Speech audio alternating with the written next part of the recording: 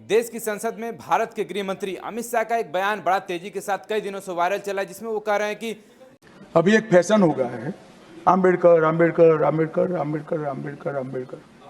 इतना नाम अगर भगवान का लेते तो 7 जन्मों तक स्वर्ग मिल जाता।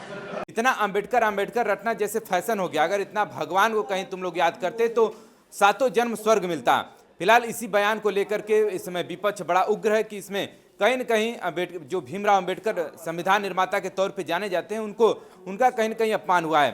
फिलहाल आज हम लोग बनारस पहुंचे थे और यहीं पर जो अंबेडकर जी के भीमराव अंबेडकर जी के पौत्र यहाँ पर पहुंचे हुए थे, उन्हीं से हम लोग बातचीत करने का प्रयास करेंगे। आखिरकार उनका क्या विचार है अमित शाह के बयान को लेकर के। चले आइए उन्हीं से बात करने का प्रयास करते हैं। हुआ है और उनके ही मंत्री ने अंबेडकर जी को लेकर एक बयान दिया। अंबेडकर अंबेडकर ऐसे जो आमतौर पर रस भाषा बोली जाती है, वो भी संसद के सत्र में। क्या कुछ कहेंगे, कितनी आहत हुई है आपकी भावनाएं?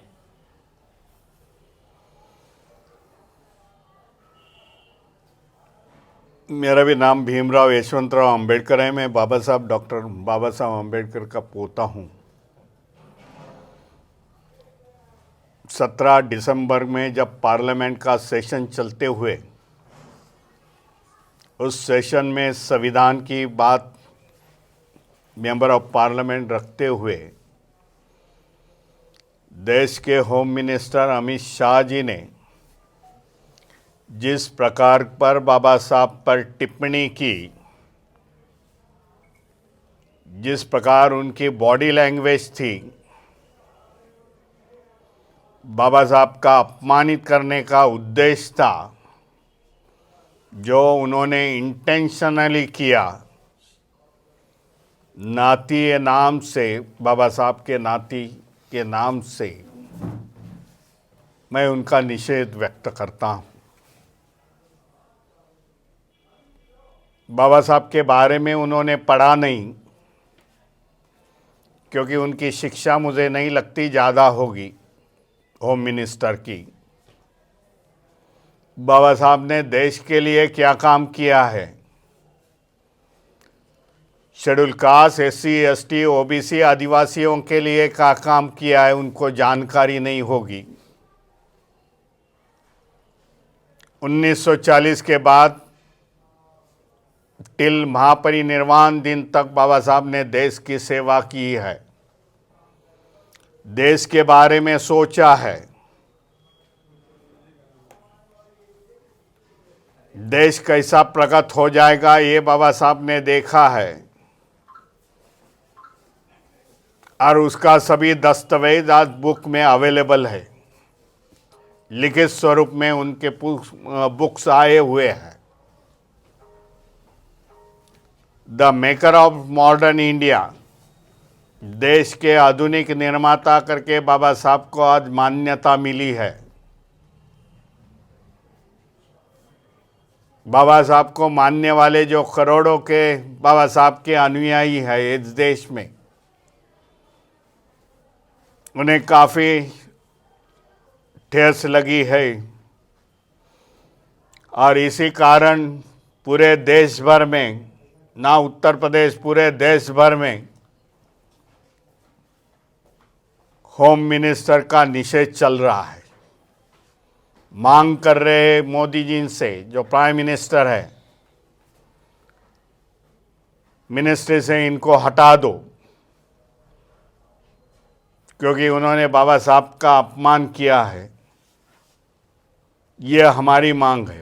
आगे की क्या रणनीति होगी अगर वो इस्तीफा नहीं देते हैं या मोदी जी उनसे इस्तीफा नहीं ले पाते हैं? तो आगे आप लोग की तरफ से कोई डिमांड या फिर कोई अनशन? आगे हम लोग सोच रहे हैं जो आंदोलन चल रहा है वो और तेजी से हो जाएगा, लेकिन हम लोग हमारे डिमांड पर पक्के हैं भाई, इस्तीफा तो देना चाहिए।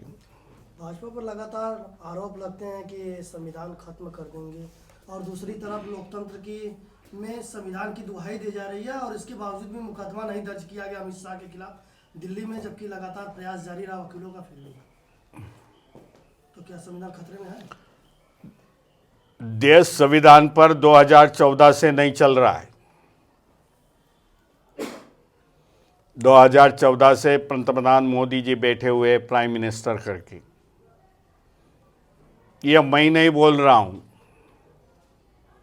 सुप्रीम कोर्ट के 4 जजेस 2015 में सुप्रीम कोर्ट के बाहर आ गए, नहीं उन्होंने बताया था, जो सिटिंग जजेस थे, कि देश संविधान पर नहीं है। जो बैठे हुए हैं केंद्र में वो सभी सत्ता हाथ में लेने की कोशिश कर रहे हैं। डॉक्टर बाबा साहेब अम्बेडकर ने संविधान के माध्यम से 4 पिलर खड़े किए हैं, जिस पर संविधान टिका हुआ है। एक न्याय व्यवस्था है, एग्जीक्यूशंस है,